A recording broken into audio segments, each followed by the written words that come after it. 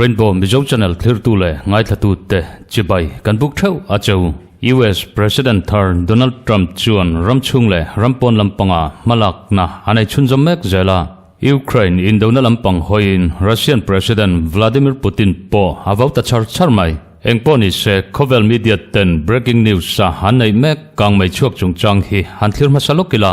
President tan laklu ani malok khan California State Los Angeles County chunga kang mai rap thak tak achokani kha voin hian American media krang ten report an pek dan chuan California State ta kang mai hi aron chok thar le ta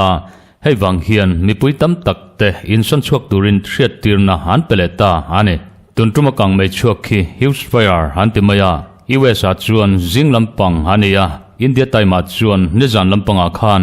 huge fire hi report masakber hania Los Angeles County marthang lampanga kastai kanti muna kang mai hi aron chuaka he kang mai chuak hi mei pui rap thak tak mai hania ekhar sangkua zali zata zaw haron tuama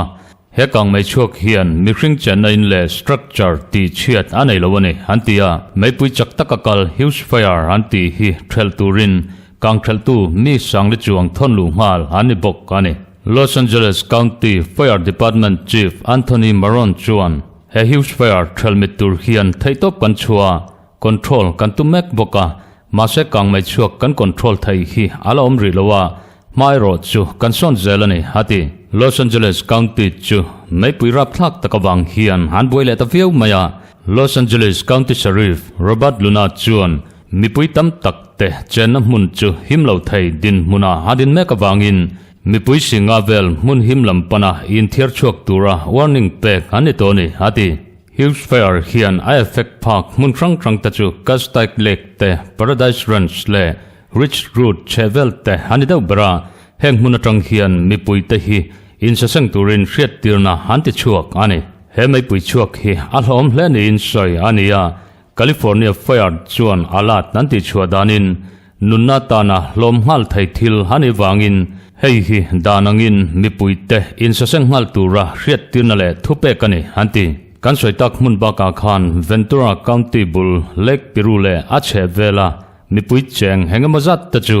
in thiar chok turin hriat tirna pe kani bokani tin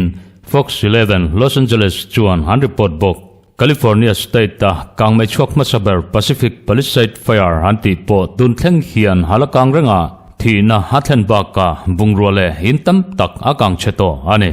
huge fire tia hansoi tuntuma kang meron chok mek po hi mei puilian taka in siamin zau takin haron tu meka update tharbera chuan kanon soita khoba ka khan ok kanian le Hungry Valley le ache vel tachu he mei puiwang hian ahim lawani ti puanania mase evacuation order in thiar chuak tura thupe kero chu tun thleng chuan heng mun panhi bika hian ti chua alani lawani antibok heile chan mai kang mai chuak thelmit thailowa California State omrang mai hi thilmak tak ane US President Donald Trump chuan kang mai chuan hmuna thil thlen dan te enfia turin atlo donani ti apongjar to bok ane America mun than khata vur sur le vur thli te hatle boka wangin mipuinun phung nasatakin hati khai laka harsat na asiam mek bok ane hetiang ani mek lai hian Turkiya kang mai rap thak tak mai hachuak ka mitam takin nunna hanchan bok kang mai chuanam hun hi Grand Caltar Hotel chongsom pani zata sang hania Turkey local time tunkar thole ni jing dar thum le minute som ni pasari vela kang mai hi achuak tana mase kang mai chua hian he hotela hian kang mai chuak omani ti khriat tirna ala mengma harilowa hei wang hian he hotel chunga om mi jani somthum palijinga mitam tak chu in saseng man lowin an kang hlum ani Turkey media te chuan jingdar thum le minute somni pasari vela kang mai hi chok tana mase kang thal tu firefighter terror chu minute somli panga hnuwa hanlo thleng chawa mitam hutu te chuan he hotela hian lian tham taka kang mai ron chhual hloi ma hian jingdar ni le minute somthum vela tangin kang mai chuakin mei khu siam chu an hutoni ti an soibok tichuan he hotel lian tak mai hi hun reilo ta chungin mei pui al na satakin hatuam zui tanghala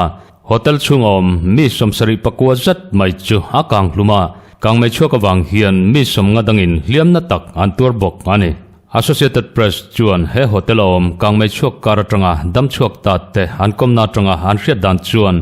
meikan tir hian in hriat tirna alam hi tirik ni se chuan tuma nuna chanom lovin tlan chua man vek thei ania mase he hotel hian danina phutanga kang mai chua thut po ral kheldar rimai turang chi chu set engma om lova safety measure kalpuya ni lo ni in hriat ania Turkey sarkar chuan investigation chak takin han kalpui me kani han tibok mun sang high altitude tom he building hi a chevel zonga vurtlain ha khu war wawa heti chung hian kang mai rap thak tak chuakin mi somsari paruk zatin nunna han chan pha ani ole Donald Trump thutharle US politics te han thirrile taila President thar Donald Trump chuan chat GPT hanti OpenAI SoftBank le Oracle trangkop ta chuan khovela artificial intelligence lampanga intlan siak na sang tak kalme kara hian America hi khovela AI lama mahruai tu hani thaina turin project kalpuime kanaya chu Stargate nantia tichon he project kalpuina ta na mantur hian private sector investment US dollar tlugle dingon zanga zat mai hapedonani ti apuanga tichon hai hian US sa nanei lo tatan Nathar noi khat chuang zat mai asiam tura beisei hani bok ani artificial intelligence AI lampanga hetianga manlakna hian an target pakhat chu khovela AI lampanga mahruai tu ni hi hania chuchumi puitatan thilol samle hlokpui tak turnin han sei boka electronic health record antia an hrisel na din munjongjong ta chu AI manga hriat thei han beiseya hebaka hian doctor in dailona tam tak asukiang dona damlo enkol na tur chungchanga po AI manga treatment pack te kan hriat thiam dan tur chuan damlo enkol na tan po trangkai takman hantum don hani heti lai hian Democrat hoten President Donald Trump cabinet atana harut le Intelligence Department poimo tak mai CIA an ho tu pa ber turatana harut John Radcliffe chu pompui dulovin Democrat senator te hian ti khotlai hantum na sahlea US Secretary of Defense atana athan Pete Hegseth po ti khotlai hani boka Homeland Security Secretary tana harut Christine Noem po confirmation vote hi ti khotlai hani bok ani Republican Senator US Senate Majority Leader ni bok John Thune chuan Democrat te hian sarkarin chaktaka na hatho hi handulowa top official nominee te confirmation kanpek na turatan hian Senate committee rang ten thirlok na hanlo nei towa chuti chungjong chuan Democrat ho hi hangoi ranga Marcellus Minita minti buai antuma chu chuan thilati khotlai zowa hetianga Democrat ten ramtana thatna tur dulowa Rorel na ti buai tuma thilanti hi lungoi thlaklo tak ania Senate committee a Flora chopchuak tur hian vote la kanitoa 14-3 in Flora vote la tur hian nem nge haloni to boka Masahem hinua hian Democrat Senator hotele Senate Minority Leader ta chuan soisel na tam tak annaya hun railo ta chunga thilti felmai thai chu nikhat pum hlum kanchan toa nikhat po hi thil thati tur te dan khotlai na tan chuan hun wi om tak ani toa mase Trump nominee te hi an tlang vekang hati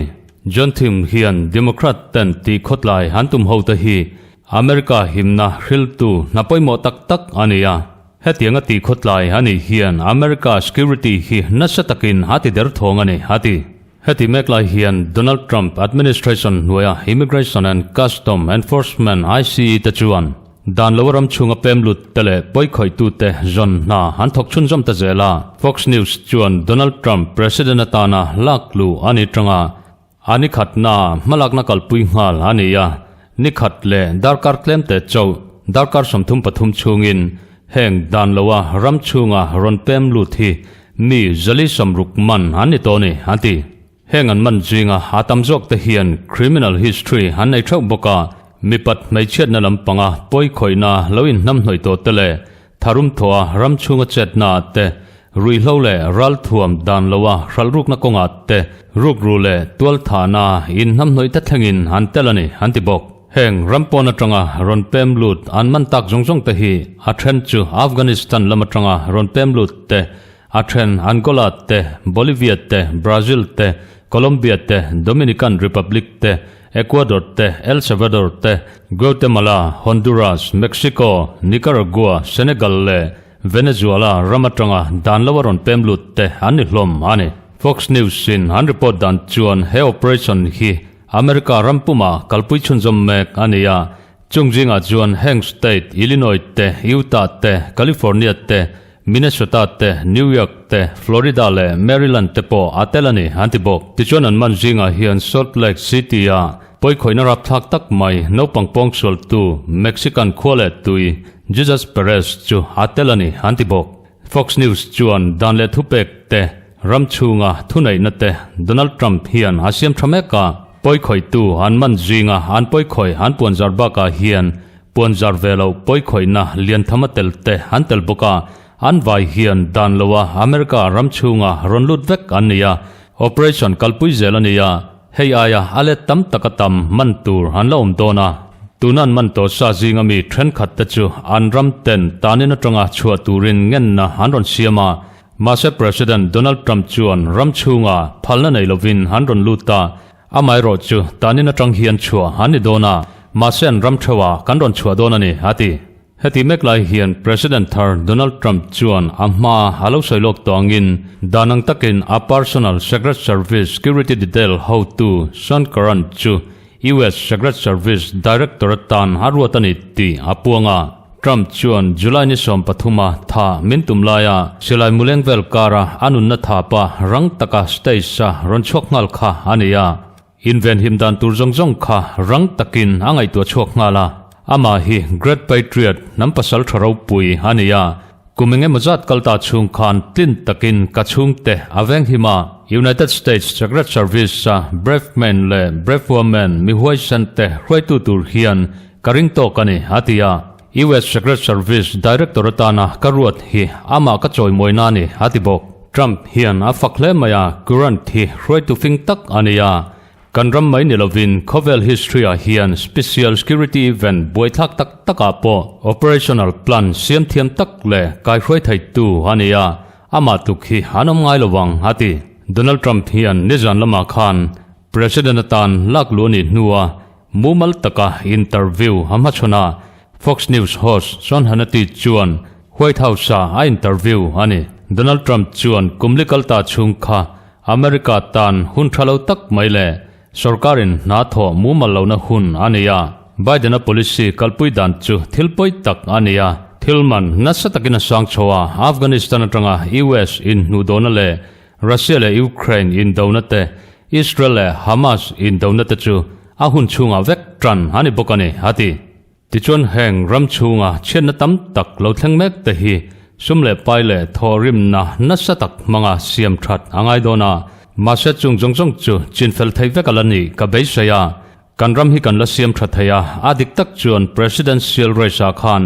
ne na changlawilang chuan kanram hi chatuana tan hatu sopnge in karingani hati Sean Hannity hian Biden an hatram top trap toa presidential pardon hanti president ngaidam na hapek chungchang kha soitir turin hanor na sahlea president Donald Trump chuan khathil kha thilung chet thak tak po hani mai thaya Biden khan mithalo tak tak te ngaidam na peturin hakal kuala antan chuan thil hlimom tak ani mai thai ma se ngun taka ichu zui chuan khang misual dan bo chet na in nam noi fo thin ngai dam na apek tenen khan ama nen in zom na han nei vekani hati Donald Trump soi hi adik viawa Biden hian CNN anchor Jack Tapper nena halo soi towa kumli chung hian afarnu te aunau pa pahni le annu puita chu ngai dam na pe ni ti Biden hian halo soi towa Trump administration halo than huna achan le wang mumal tak omlawa chui chian na han ma chona politics inrol na thuk tak om chunga investigation kalpui chu ahlo wangani ti alo saito ani te Johnson Hannity hian US Congress in Biden family telaka hian investigation ha kalpui ringem tia azona chu Donald Trump chuan achang du lawani ti soin amalema ngai dam na hain pelawa ama mamo tu tele aman ama mo te chu angai damani hati Donald Trump administration laklu ani tang hian na chak takin hakal chhozela heti role hian Democrat ten andulo thilte mipui jinga tanga then khat ten andulo thilte homnol to boka mà sẽ thu ngài bồi bùi lấy thầy lâu khopin administration nuaya malak na thar dangin aron lia khu zela tuna hian far left media krang krang ten han khelmek chu Donald Trump an US sa piang an ni wanga US khole tui ni thaina chan sang tak an nei chu executive order mangin athiata hei hi social tu tam tak anoma thop tu tam tak anom boka khole tui ni lowa US sa zukom tur hian India trang chuan H1B visa te hangai thina an kaldana zirin visa chidang te po aum thrin hani ti chuan phalna neya US sa hanzu jin chung hian kumli kumnga te hanzu kom theya zirna wanga zukom te po hunrei tak tak chung hanom thei boka ti chuan khovel ramsang sanga trangin chutiang chuan phalna nein America an jina kumtam tak chung hanjuk chama chuti chung chuan thren khat te in nein fa te han neya chung an fa te chu America piang han ni wangin America khole tuini na han nei ta chutiang jinga mi chu tun tuma presidential race sa aking pui Kamala Harris pokha hane ti chuan Trump hian khatiang chi but citizen anti US ajin lut ten fa han nei ta an fa chu US piang han ni wanga US khole tui citizen ni na han peta ti chuan US president ni tur hian America leilunga piang ngei han ni turani ti ania ti chuan chung ramdang mi phalna neya US sa ronjin lut ten han cham chungin US sa fa han nei ta chung mi ten president chu thaina dan right an nei chu adu lawa hei baka hian ramdang mi le ramdang mangai jok tu America khole tuini na nei mitam tak hei hian asiam punga chuwang chuan executive order mangin he dan hi kathiatani ati tuna chuan America khole tui dik tak ten fa han nei chawin America khole tuini na pe kani to don ti na hani he executive order hi Democrat rural state franga state governor le attorney ten andu lo thu han soya an kinglet donani ti an pong mek bok ane Masa Trump thupuang tu Caroline Levitt chuan he thil hi thil dik takania America khole tui dik tak te ain ramdang mi kan ram chunga nauron nei te US khole tui ni na kan pek zel hian kan ram mangai lo tu mitam tak US khole tui ni na nei hasiam dona chu chu kan ram ai chen na bul tur ania president hian ati tur dik tak ati ni hati Reuters in report an pek dan chuan Democratic Party ten an kai hruai US state somnile panhia Birthright citizenship chungchanga President Donald Trump an executive order assign hi dodalin lawsuit and file legal challenge sansiameka US dan pui constitution a hian America ramchunga piang tachu US khole tuini na pek thayan ni ti tarlanania Donald Trump hian chu constitution chu nore tumani anti Masa White House lamin hansai fiadan chuan US dan pui 14th Amendment chuan United States apiangemo America khole tui dik tak te an thunai na hnuaya om ta chu United States le anomna state ta khole tui te an ni tin hasoya masa hei hi ramdang mi ten America nawan neya khole tui pek na tur lam hoi zong in soifia aningai lawa chu wang chuan America thunai na hnuaya om lo ta chu Birthright citizenship atang hian nol ani fo thina ni anti chu United States Supreme Court in Dred Scott versus Stanford in kinathu buai chungchanga thutluk na asiam angkhani antibok hetianga ramchunga policy akalpui dan chungchanga hanboi noi lai hian US President Thar Donald Trump chuan Moscow le Kiev lam hoi ve thungta in dona ti top tura in biak na tran turin norna na tak mai hanai meka Donald Trump chuan Ukraine in dona ti top tura in ramna siam hani lo chuan Russia chu chia tariff le rek na tak pek ani donani hati President Trump chuan Russia economy hi ahlo chammeka ni hatia Russian President Vladimir Putin chu tuna hian in ramna siam la hein dona trangkai lo tak mai hi ti top turin kangen cheni hatia in ramna kong hoya in dona hi ti top ani lawani chuan Russia in US le athurol pui ram ta hna thila khal chua zongjong atangin chiapa ngai le tarif sang tak kan lak sak don chewa heiba ka hian tunma zongjong ayana in rek na natak kalpui lo chu du than tur dang kanei lowani hati Trump chuan President Vladimir Putin chu kong panhi zo tur kanaya kongol samjok chu hein dona ti top tura in biak na kalpui hania kong harsa zo kerot chu ka soi tuang thil kha alo thleng don ani ti hi ania chung kong ni ta chu zo turin kain pe ve ve a amai ro chu kong ol sam jok zo hi athafau thin ani ati President Donald Trump hian Ukraine in dona ti top dan tur chung changa chiang kwang taka athil soi voi khatna ania media ten hetianga in dona ti top tur hian hun eng chen nge hima modon tia han zona chu President Putin hi kabia kangaya chuta chuan thileng kim kan soi fel hangai don ani ati US media te chuan President Donald Trump hian special envoy tana haruat Kate Kellogg chu Niza chunga Russia le Ukraine in dona ti top man ngei hani theinana mala turin hriat tirna hapea niza ma hian harang thayang berin inka haina siam photanga yani ti ahril bok ani The Guardian chuan an report danin Russian official sang berber ta chuan tunhnaya hian thu chua anei nual tua Donald Trump nena inzomna siam du na danglam tak anlan tira Russian President Vladimir Putin point US le Russia in direct in biak na chu siam that lea Trump administration tharne na in biak na nei tharle chu thatia aduni ti asoi chuakane antibok hebaka hian The Guardian hian report an pek zeldan chuan Donald Trump dodal zong hian Vladimir Putin chuan ke pen chunjom zel hatum lo ni na hriata President Vladimir Putin hian July ni som pathuma Butler Pennsylvania campaign rallia Donald Trump tha antum truma hache dana khan Donald Trump chu fakin mi hoi san takani ti alo sai toa President atana laklu ani nuwa Trump chu pahoi san le ram shroi tu tra leadership nei thatakani ti alo sai to bokani anti heti role hian Donald Trump chuan dim haulo main Russian President Vladimir Putin chu hein dona kalme ka hian alom na hamu thailawa ache thalo hleni Russia hi lian zoka sipai lo turpo anei nga jok boka Massachusetts chu ramen kol dan turani lo Putin hian asipai te thatakin hain kol turania trulo taka nunna chan tam tak omna hi ti top ngal hangai to ni hetiang ka soiwang hian President Vladimir Putin nen hian kanin huani lowa in lai chin na thatak kan nei fo thrina Russia ti na thi kathil tumani lowa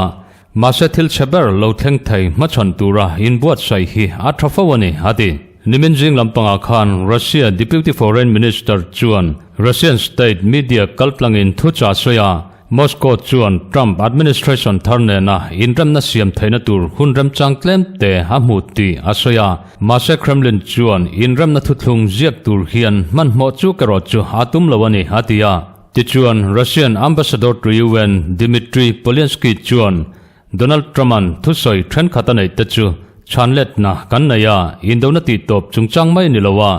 ahma sabera chuan Ukraine boina bulpui berte min ngai to pui turin kan bai saya chuwang chuan President Trump pa hriatirna khan inram na thuthlung hasoi hian engtin nge omjia nei dona enge ngong don ti te hi kanen fia masak angai donani hati Donald Trump chuan heng thil jongjong te hrafia tur hian Vladimir Putin nen hian in biak na kan nei phot angaya Mase President Putin hian hriaseka du chu sipai tam tak nei maila kanram economy chu atlak chiata ramin relbol na akal hlei theilo chuan sipai le ral thuam nei tam chuan homzia nei lowani hati Asia String report an pek dan chuan Russia le Ukraine Donald Trump special envoy chuan Moscow le Kiev ten remna kongjunga in biak na dokan an kil ho thaina turin chaktakin indoor na hakalpui meka Moscow hian Biden administration ain Donald Trump administration tharlaka hian in phan niam na nasataka nei ani tiro chu hei hian hatilang chianga US nena in biak kha Moscow chuan Biden admin chunga khan adu lo thrim thrimani anti inrem na ta na rodna siamte kan la thra chhojal tura ngaila engtin nge thila thlen chunjom zel ti chu longai chang phot mai tiang ole kan video thlir tu le ngai thatu te kan video like le comment te milo pek sak le thau turin kan ngen chau ani